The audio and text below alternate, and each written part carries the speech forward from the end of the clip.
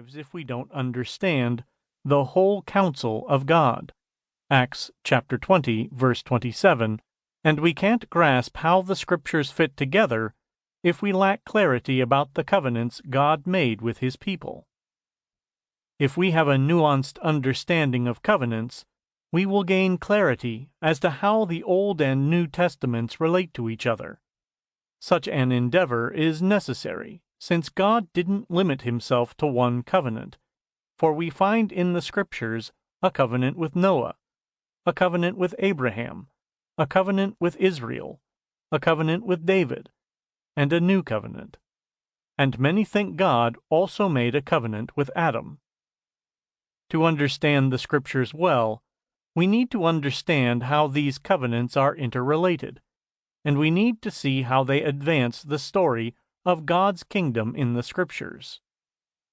The covenants help us, then, to see the harmony and unity of the biblical message. They also play a vital role in tracing out the progress of redemptive history, which centers on the promise that God will bring redemption to the human race. Genesis chapter 3, verse 15.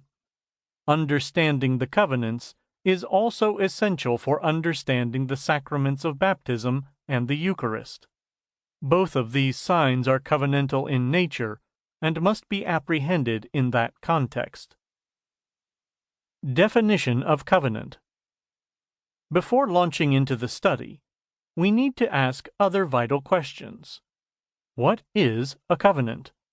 What are we talking about when we use the word covenant, and how do we define it? Covenants can contain several elements, but here we want to look at what is required at minimum. Covenant can be defined as follows. A covenant is a chosen relationship in which two parties make binding promises to each other. Several things can be said about this definition. First, a covenant is a relationship, and that sets it apart from a contract. Contracts also contain promises and obligations, but they are impersonal and non-relational. Covenants stand apart from contracts because the promises are made in a relational context. We are not surprised to learn, then, that marriage in the Scriptures is described as a covenant. Proverbs chapter 2, verse 17, Malachi chapter 2, verse 14. In marriage, a husband and a wife choose to enter a covenant relationship, and they make binding promises to each other, pledging lifelong loyalty and faithfulness. Second, a covenant is a chosen or elected relationship. Once again, marriage serves as a good illustration. A husband and a wife choose to enter into the marriage covenant.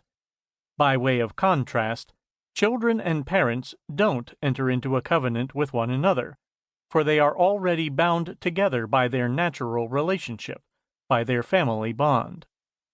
A covenant is a chosen relationship with defined responsibilities made with those who aren't already in a kinship relationship. Third, a covenant relationship includes binding promises and obligations. We see this again in marriage, where spouses pledge themselves to each other. They promise to be faithful until death, living out the specific conditions and responsibilities in a covenant relationship. Each party in the relationship pledges to carry out the stipulations or the requirements of the covenant.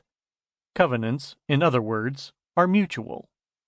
Still, not all covenants were alike in the ancient world. In some covenants, a person with more authority made a covenant with those having less authority and power. Such was the case when a king made a relationship with his subjects. Readers of the Bible immediately think of God entering into covenant with human beings, for in this case we have a superior entering into covenant with an inferior. All covenants, then, aren't precisely the same, and we need to keep this in mind while studying the covenants in the Bible. Examples of covenants. We see a number of covenants between human beings in Scripture, and it should prove helpful to